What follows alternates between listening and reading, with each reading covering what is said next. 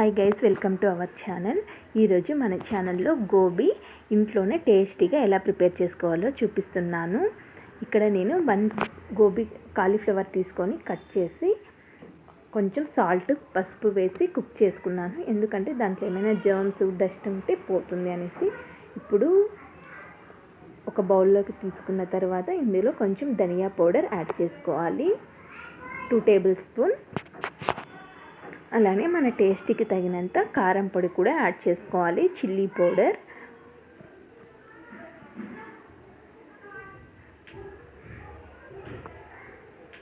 అలానే కొంచెం పసుపు యాడ్ చేస్తున్నాను.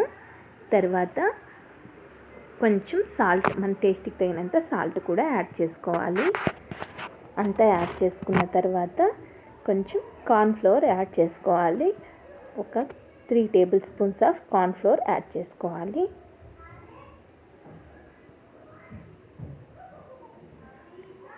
ఇప్పుడు అంత బాగా కలిసేటట్టు మిక్స్ చేసుకోవాలి. మిక్స్ చేసుకొని 1 అవర్ అలానే పెట్టి తర్వాత స్టవ్ మీద ఒక ప్యాన్ పెట్టుకొని ఆయిల్ వేసుకొని ఫ్రై చేసుకోవాలి. మనం ముందుగానే కుక్ చేసి పెట్టుకున్నాం కాబట్టి ఫాస్ట్గానే గోబీ ఫ్రై అయిపోతుంది. ఫ్రై చేసుకొని పక్కన పెట్టుకోవాలి. ఇక్కడ నేను carrot, capsicum, green chilli, onions cut చేసి పెట్టుకున్నాను. ఇప్పుడు అదే ప్యాన్లో వేసుకొని ఫ్రై చేసుకోవాలి. ఇందులో కొంచెం కరివేపాకు యాడ్ చేసుకోవాలి. కొంచెం సాల్ట్ వేసుకొని వెజిటేబుల్స్ ఫ్రై చేసుకోవాలి.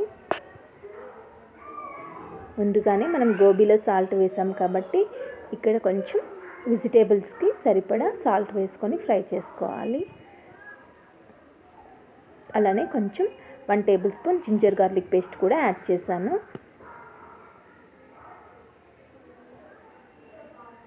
తర్వాత టమోటో సాస్ యాడ్ చేస్తున్నాను. అలానే సోయా సాస్ కూడా యాడ్ చేసుకోవాలి. ఈ సాసెస్ అంతా ఫ్రై అయిన తర్వాత మనం ముందుగా కుక్ చేసి పెట్టుకున్న గోబీని, ముందుగా మనం ఫ్రై చేసి పెట్టుకున్నాం కదా, ఆ గోబీని కూడా ఇందులో యాడ్ చేసుకొని అంతా బాగా మిక్స్ చేసుకోవాలి.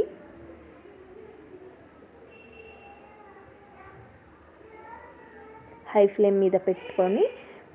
ఫ్లేమ్లో పెట్టుకొని బాగా అంతా కలిసేటట్టు బాగా మిక్స్ చేసుకొని ఫైనల్గా కొత్తిమీర యాడ్ చేసుకొని సర్వ్ చేసుకోవడం. అంతే, టేస్టీ గోబీ రెడీ అయిపోయింది. ఈ వీడియో మీకు నచ్చినట్లయితే ప్లీజ్ లైక్, షేర్.